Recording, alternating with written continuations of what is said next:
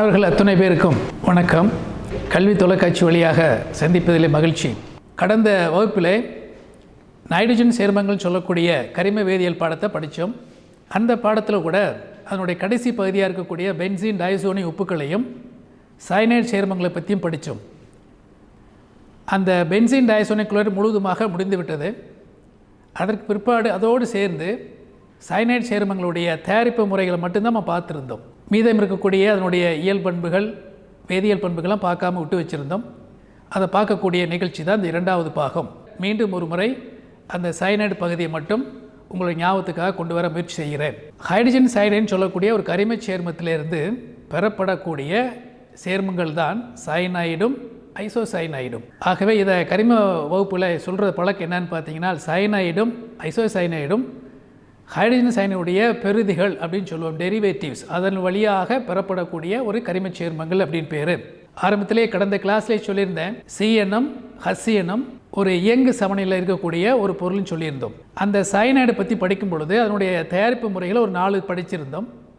அது முதல் தயாரிப்பு முறை அல்கைல் ஹேலைடில் ஒரு பொட்டாசியம் சயனைடு சேர்க்கும் பொழுது ஒரு சயனைட் சேர்மம் கிடைக்குதுன்னு சொல்லி பார்த்துருந்தோம். இரண்டாவது வினைகளில் தலைப்பு சொல்லியிருந்தோம், நீர் நீக்க வினைகள் பார்த்துருந்தோம். ஒரு அசிட்டமைடில் பாஸ்பரஸ் பென்டாக்சைடு சேர்க்கிறோம், P2O5. உங்களுக்கு கிடைக்கக்கூடிய விளைபொருள் ஒரு சயனைட் சேர்மம் கிடைச்சிருக்கு. அதுக்கு அடுத்த வினை அசிட்டல் டாக்சைடு சொல்லக்கூடிய ஒரு கரிம சேர்மத்தில் P2O5 பாஸ்பரஸ் பென்டாக்சைடு சேர்க்கிறோம், மீண்டும் நீர் நீங்கி ஒரு சயனைட் சேர்மம் கிடைச்சிருக்கு. இந்த 2 வினைகளிலுமே விளைபொருள் கிடைக்குது. எப்படி கிடைக்குதுன்னு பார்த்தீங்கன்னா, நீர் நீக்க பிற்பாடு தான் கிடைக்குது. ஆகவே இந்த 2 வினைகளுக்கு என்ன பேர் வச்சுருக்கோம்னால் நீர் நீக்க வினைகள் பேர். இதற்கு அடுத்து மூன்றாவது வினையாக அமோனியம் அசிட்டேட்டை எடுத்து அதில் P2O5 சேர்க்கும் பொழுது மீண்டும் நீர் நீக்கப்பட்டு ஒரு சயனைட் சேர்மம் கிடைக்குது.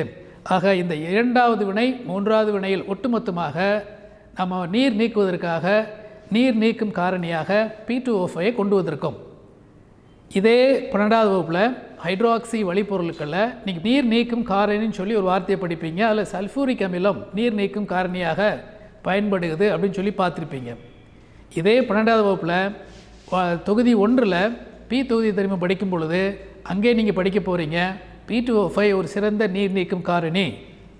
இது மட்டும் கிடையாது, அதே ஹைட்ராக்சி வழிப்பொருட்களில் பொட்டாசியம் ஹைட்ரஜன் சல்ஃபேட் நீர் நீக்கும் காரணியாக செயல்படும். ஆக கரிம வேதியியலில் P2O5 ஆக இருக்கட்டும், சல்ஃபூரிக் அமிலமாக இருக்கட்டும், அல்லது பொட்டாசியம் ஹைட்ரஜன் சல்ஃபேட்டாக இருக்கட்டும், இந்த 3இல் ஏதோ ஒன்றை கூட நீங்கள் நீர் நீக்குவதற்கு அந்த வினைகளில் நீங்கள் நீர் நீக்கும் காரணியாக பயன்படுத்தி கொள்ளலாம்.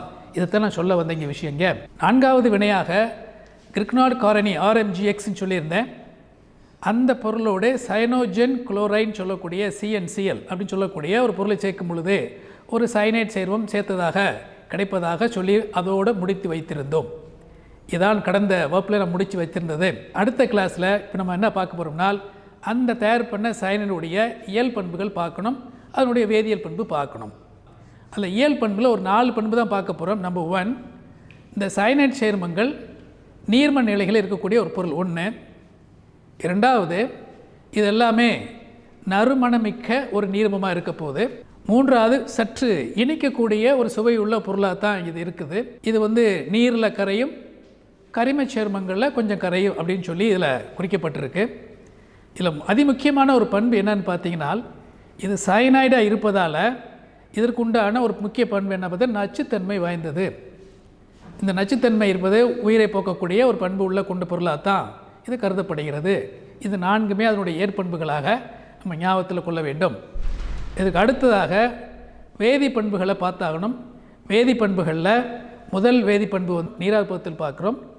இந்த சயனைட் சேர்மங்களை நீராறு பகுக்கிறோம். இந்த நீராறு பகுப்புனை 2 பகுதிகளாக தான் பிரித்து வச்சுருக்கோம். பகுதி நீராறு பகுப்பு, முழு நீராறு பகுப்புன்னு சொல்கிறோம். பகுதி நீராறு பகுப்பு பண்ணும் பொழுது நம்மளுக்கு முதலில் கிடைப்பது ஒரு அமைடு தொகுதி அசிட்டமைடு கிடைக்குது. அதுவே மீண்டும் முழுவதுமாக நீராறு பகுக்கும் பொழுது நம்மளுக்கு கிடைக்கிற ஒரு அமிலம் கிடைக்குது. ஆக இதில் ஒரு ரூல் என்ன படிக்கிறோம்னா, ஒரு சயனைட் தொகுதியை நீராறு பகுத்தால் அமிலமாக மாறும். இதை நீங்கள் ஞாபகத்தில் கொள்ளணும். அதான் முக்கியமான இதில் ஒரு நோக்கம். இதில் என்ன பார்த்தீங்கன்னா, CN அதாவது சயனைட் தொகுதியை நீராறு பகுத்தால் கிடைக்கக்கூடியது அமிலம். இந்த குறிக்கோளை நீங்கள் மனசில் வச்சுக்கணும். ஒன்று. இரண்டாவது ஒடுக்கம். இந்த சயனைட் சேர்மங்களை ஒடுக்குவதற்கு ஹைட்ரஜனை கொண்டு வரும். ஒடுக்கும் காரணியாக நிக்கல்னு சொல்லக்கூடிய ஒரு வினையூக்கியை கொண்டு வரும். சேர்க்கும் பொழுது ஒரு அமீன் கிடைக்குது, எத்தில் அமீன் கிடைக்குது.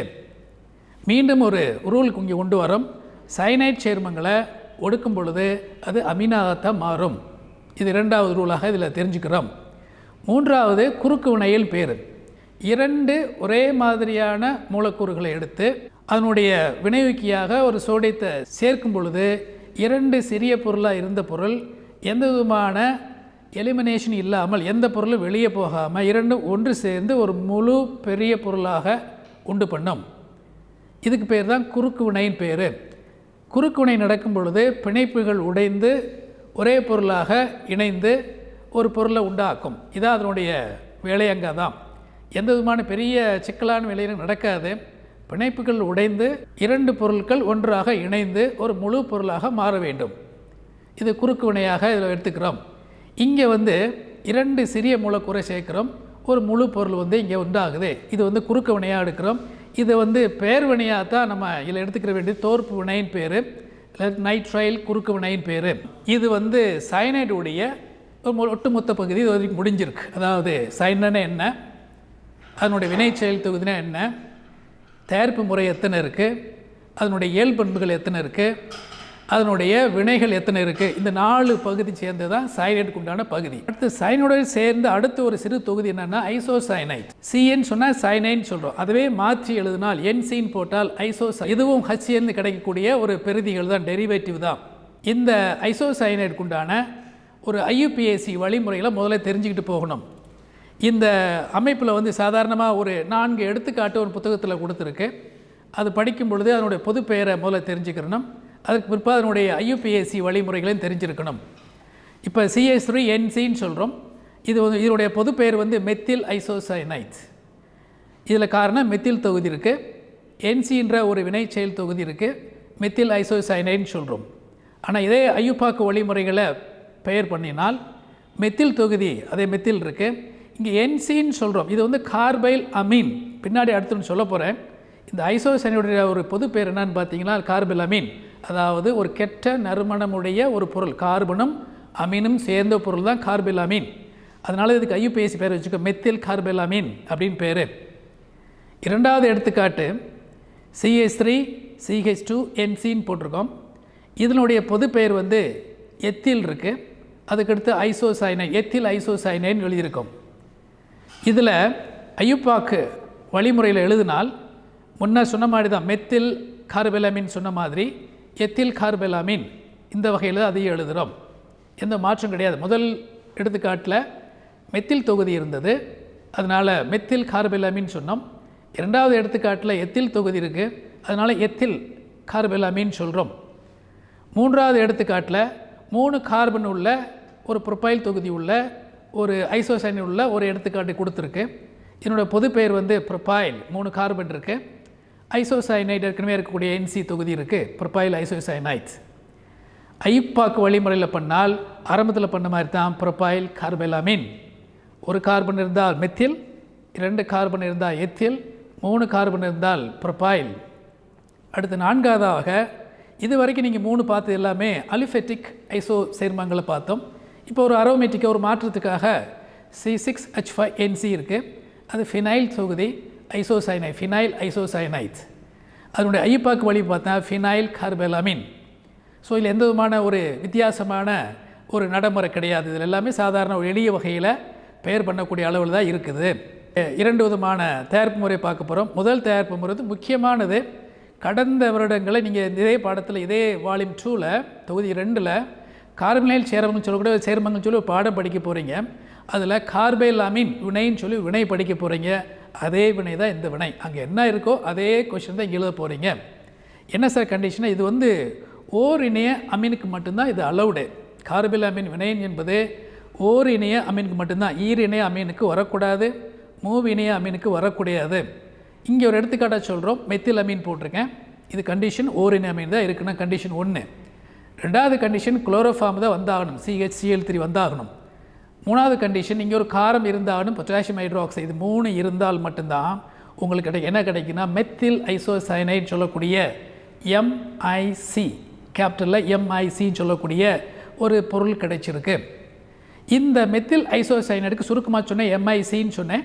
போபாலுடைய துயரம் சொல்லி பார்த்துருப்பீங்க. மத்திய பிரதேசத்தில் இருக்கக்கூடிய போபால் சொல்லக்கூடிய ஒரு மருந்து தயார் பண்ணக்கூடிய கம்பெனிலேருந்து வெளியேறிய ஒரு வாயுன்னு சொல்லி பார்த்துருப்பீங்க. இந்த வாயு வெளியே வந்ததுனால கிட்டத்தட்ட 2250 பேர் மரணமடைந்தார்கள்னு சொல்லியும் கிட்டத்தட்ட 5 லட்சம் பேர் உடல் ஊனமாகி இன்னும் வாழ்ந்து கொண்டிருக்கான்னு சொல்லி பேப்பரில் பார்த்துருப்பீங்க. இந்த நச்சு மூட்டும் வாயு தான் இந்த MIC, மெத்தில் ஐசோசயனேட் அப்படின்னு சொல்லக்கூடிய இந்த வாயு தான் அந்த யூனியன் கார்பைட் இண்டஸ்ட்ரியிலேருந்து வெளியேறின வாயு. இந்த விளைபொருளுக்கு தான் கார்பனும் அமீனும் சேர்ந்துருக்கிறதுனால இதுக்கு என்ன பேர் வச்சுக்கோம்னா கார்பைல் அமீன் வினைன்னு சொல்கிறோம். ஒரு அருவறுக்கத்தக்க ஒரு மனமுடைய ஒரு பொருளாகத்தான் இது கருதப்படுகிறது. இது முதல் வினையாக இருக்குது. இந்த மெத்தில் அமீன் தான் போடணும்னு அவசியம் கிடையாது. இதுக்கு பதிலாக எத்தில் அமீனும் போடலாம். அதே குளோரோஃபார்ம் தான், அதே பொட்டாசியம் போட்டிங்கன்னா கிடைக்கக்கூடிய விளைபொருள் எத்தில் ஐசோசயனைட், EICன்னு பேர். மெத்தில் போட்டிங்கன்னா MIC, எத்தில் போட்டிங்கன்னா EIC, எத்தில் ஐசோசயனைட்னு பேர்.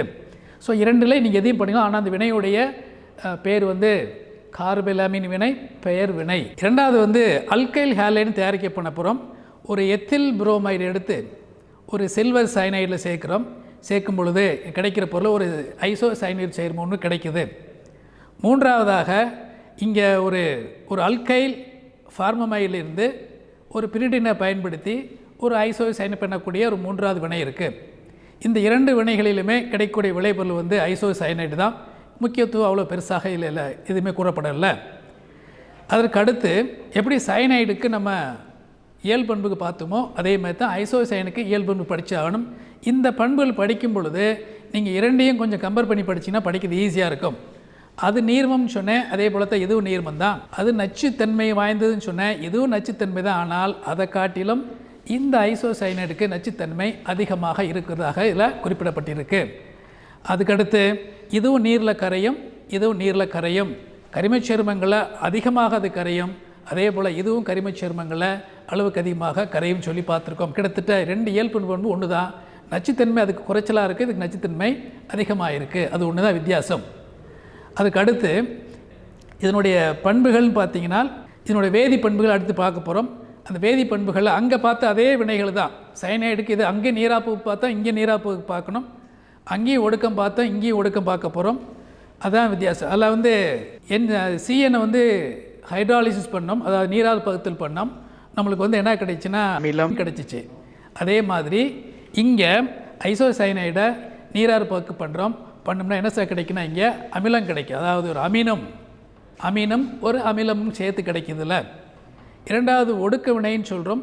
இந்த மெத்தில் ஐசோசயனைடை ஒடுக்கம் பண்ணும் பொழுது ஒரு சோடியை வினையூக்கியாவோ அல்லது எத்தில் ஆல்கஹால் வினையூக்கியாவோ பண்ணும் பொழுது இங்கே கிடைக்கிறது டை மெத்தில் அமீன் சொல்லக்கூடிய ஒரு விளைபொருள் கிடைக்குது. மூன்றாவதாக அங்கே இல்லாத ஒரு வினை என்னென்னா மாற்றியமாதல். அதாவது இங்கே ஒரு ஐசோசயனைடு வச்சுருக்கோம், அந்த ஐசோசயனைடை மாற்றினா சயனைடாக மாற்றலாம், இல்லை சயனைடை ஐசோசயனைடாக மாற்றலாம். அதாவது ஒரு பொருளை மற்றொரு பொருளாக மாற்றக்கூடிய வழிமுறை இதுக்கு உண்டு அப்படின்னு சொல்லக்கூடியதாக இந்த 3 வினைகளுமே இந்த ஐசோசயனைடில் கொடுக்கப்பட்டிருக்கு. இந்த 3 வினைகளுமே கட்டாயம் ஞாபகம் வச்சாகணும். அதற்கடுத்து இதனுடைய 4வது வினை சேர்க்கை வினையின் பேர். இந்த ஐசோசயனைடில் ஒன்று நீங்கள் ஹேலஜனை சேர்க்கலாம், அல்லது இதில் சல்ஃபரை சேர்க்கலாம், அல்லது ஆக்சிஜனை சேர்க்கலாம். சேர்த்தின்னு சொன்னால் இதில் சப்போஸ் இங்கே குளோரின் சேர்க்குறேன், ஹேலஜனில் நாங்கள் ஒரு குளோரின் மூலக்கூறை சேர்க்குறேன்னு சொன்னால் 2 மூலக்கூறும் அப்படியே சேர்த்துக்கிறலாம், எந்த விதமான நீக்கமும் கிடையாது. இல்லை நான் சல்ஃபரை சேர்க்குறேன்னா சல்ஃபரை சேர்த்துக்கிறலாம், இல்லை நான் ஆக்சிஜன் சேர்த்துக்கினா ஆக்சிஜனை சேர்த்துக்கலாம். அதில் பெரிதாக எந்த விதமான நீக்க பொருள்களும் இங்கே வெளியேற்றப்படவில்லை. அத்தனை சேர்க்க வேண்டிய 2வது வினைப்படு பொருள், 2 வினைப்படு பொருள்களும் ஒன்று சேர்ந்து முழு விளைபொருளை உண்டு பண்ணி கொடுக்குது. இந்த வினை செயற்கை வினையாக இதில் கொடுக்கப்பட்டிருக்கிறது. ஆக இந்த 4 வினைகளும் இதில் கொடுக்கப்பட்டிருக்கிறது. இத்தனையும் சேர்ந்து தான் ஐசோசயனைட்ஸ். கரிம நைட்ரஜன் சேர்மங்களுக்கான ஒட்டுமொத்த நைட்ரஜன் பாடத்துக்கு உண்டான பயன்களை பற்றி தான் பார்க்க போகிறோம்.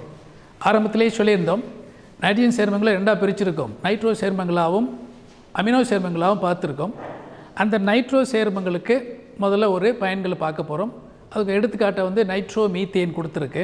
அந்த நைட்ரோ மீத்தேன் அல்லது நைட்ரோ ஈத்தேன் இதுக்குண்டான பயன்களை பார்க்க போகிறோம்.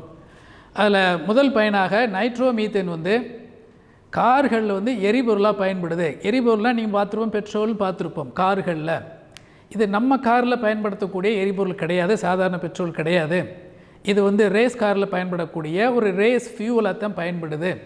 நீங்கள் கேள்வி கேட்கலாம், இதே ஃபியூவலை நம்ம காரில் நம்முடைய 2 வீலரில் 4 வீலரில் ஊற்றலாமான்னு சொல்லி ஊற்றலாம். ஆனால் அதுக்குண்டான என்ஜின் வந்து இயங்கக்கூடிய சக்தி நம்மளுடைய என்ஜினுக்கு கிடையாது. காரணம், அந்த நைட்ரோமீத்தேனை எரிக்கக்கூடிய சக்தி அந்த ரேஸ் காரில் இருக்கக்கூடிய என்ஜினால் மட்டும்தான் முடியும். அதை எரிக்கக்கூடிய திறன் வேண்டும். அந்த எரிக்கக்கூடிய திறன் இருக்கிறதுனால தான் ரேஸ் காரில் மட்டும் இந்த நைட்ரோமீத்தேன் எரிபொருளாக, அதாவது பந்தய கார்களில் பந்தய ஃபியூவலாக எரிபொருளாக பயன்படுது. நம்ம வண்டியில் பயன்படுத்த முடியாது. அது வேறு இது வேறு. காரணம், நம்மளுடைய இயந்திரங்களில் இதை எரிக்க முடியாது. இந்த நீர்மத்தை எரித்து ஆற்றலாக மாற்ற முடியாது. 1. 2, குளோரோபிக்ரின்னு சொல்லக்கூடிய CCl3NO2, அதாவது ட்ரைக்ளோரோ நைட்ரோ மீத்தேன் பார்த்துருப்போம். இது மீத்தேன்லேருந்து வந்தக்கூடிய ஒரு வழிப்பொருள். இந்த பொருள் வந்து பூச்சிகளை கட்டுப்படுத்தக்கூடிய விவசாயத்தில் பயன்படக்கூடிய ஒரு முக்கியமான பொருள். இது நீங்கள் 11ஆம் வகுப்பில் DDTன்னு பார்த்துருப்பீங்க. அந்த பொருள் சேர்ந்த ஒரு பொருள் தான் ட்ரைக்ளோரோ நைட்ரோ மீத்தேன் சொல்லக்கூடிய குளோரோபிக்ரின். 3வது நைட்ரோ ஈத்தேன் சொல்லக்கூடிய ஒரு பொருள். அந்த ஃபியூவலில் அடிட்டிவ்னு சொல்லக்கூடிய இடையில் சேர்க்கக்கூடிய ஒரு பொருள் அடிட்டிவ்னு பேர். பெட்ரோலோடு சேர்க்கப்படக்கூடிய மற்றொரு பொருள் தான் சேர்க்கப்படும் பொருள்னு சொல்கிறோம். ஆங்கிலத்தில் அடிட்டிவ்னு சொல்லுவோம். ஸோ அந்த நைட்ரோ ஈத்தேன் எரிபொருளோடு சேர்க்கப்படும் மற்றொரு பொருளாக, துணை பொருளாக அதில் பயன்படுதுன்னு சொல்கிறோம். இது மட்டும் இல்லாது அந்த பொருள் வந்து பாலிமர் தயார் பண்ணுவதற்கும், அதாவது பலபடிகள் தயார் பண்ணுவதற்கும், செல்லோஸ் எஸ்டர் தயார் பண்ணுவதற்கும், அதாவது சிந்தட்டிக் ரப்பர் தயார் பண்ணுவதற்கும் இந்த நைட்ரோ ஈத்தேன் வந்து பயன்படுது. முக்கியமாக இது சாயங்களை கரைப்பதற்கு ஒரு கரைப்பானாகவும் பயன்படுது. ஆக இந்த நைட்ரோ ஈத்தேனுக்கு அளவுக்கு அதிகமான பயன்களை கொடுத்துருக்கு. ஒன்று வந்து எரிபொருளை சேர்க்கக்கூடிய துணைப்பொருளாகவும், 2வது பாலிமர் தயார் பண்ணுறதுக்கும், செல்லுலோஸ் எஸ்டர் தயார் பண்ணுவதற்கும், சிந்தட்டிக் ரப்பர் தயார் பண்ணுவதற்கும், சாயங்களை கரைப்பதற்கு கரைப்பானாகவும், ஆக அந்த 5 விதமான பயன்பாடுகள் இதுக்கு கொடுக்கப்பட்டிருக்கிறது. அடுத்ததாக இதை எத்தில் நைட்ரைல் சொல்லக்கூடிய ஒரு பொருளோடு ஆல்கஹாலை சேர்த்துன்னு சொன்னால் இது வந்து சிறுநீரில் இருக்கக்கூடிய கழிவுகளை வெளியேற்றக்கூடிய ஒரு பொருளாக பயன்படும். டயூரெட்டிக்னு பேர். அதாவது சிறுநீரில் இருக்கக்கூடிய கழிவுகளை வெளியேற்றக்கூடிய ஒரு ஊக்கி பொருளாக, ஊக்கம் கொடுக்கக்கூடிய ஒரு பொருளாக மருத்துவத்துறையில் பயன்படும். சிறுநீர் கழிவுகளை நீக்குவதற்கு இது டயூரெட்டிக்காக பயன்படும். இது எல்லாமே அலிஃபெட்டிக் நைட்ரோ சேர்மங்களுக்கு உண்டான ஒரு பொதுவான பயன்கள் கொடுத்துருக்கு. இது 2வது பகுதின்னு சொன்னேன், நைட்ரோ பென்சின், அதாவது அரோமேட்டிக் நைட்ரோ சேர்மங்களுக்கு ஒரு பொதுவான ஒரு பண்பு படிக்கணும் இல்லையா, அதுக்காக ஒரு 2 பயன்கள் கொடுத்துருக்கு. இந்த நைட்ரோ பென்சின் சொல்லக்கூடிய இந்த தனிப்பட்ட பொருளானது மோட்டார்களில், இயந்திரங்களில் பயன்படக்கூடிய இலக்கிகள் சொல்லுவோம், லூப்ரிகேஷன் சொல்லுவோம். அதாவது அந்த மசகுன்னு சொல்லுங்களே, அது இலக்கியாக, அதாவது சத்தம் இல்லாமல், ஃப்ரிக்ஷன் இல்லாமல் வண்டி ஓடுவதற்கு லூப்ரிகேட்டிங் மெட்டீரியலாக, இலக்கிகளாக பயன்படும். இதுக்கு வந்து நைட்ரோ பென்சின் அளவுக்கு அதிகமாக பயன்படும். 1. 2வது வழக்கம் போலவே அந்த அலிஃபெட்டிக் சேர்மங்கள் மாதிரியே தான் இது சாயங்கள் தயார் பண்ணுறதுக்கும், முக்கியமாக மருந்துகள்.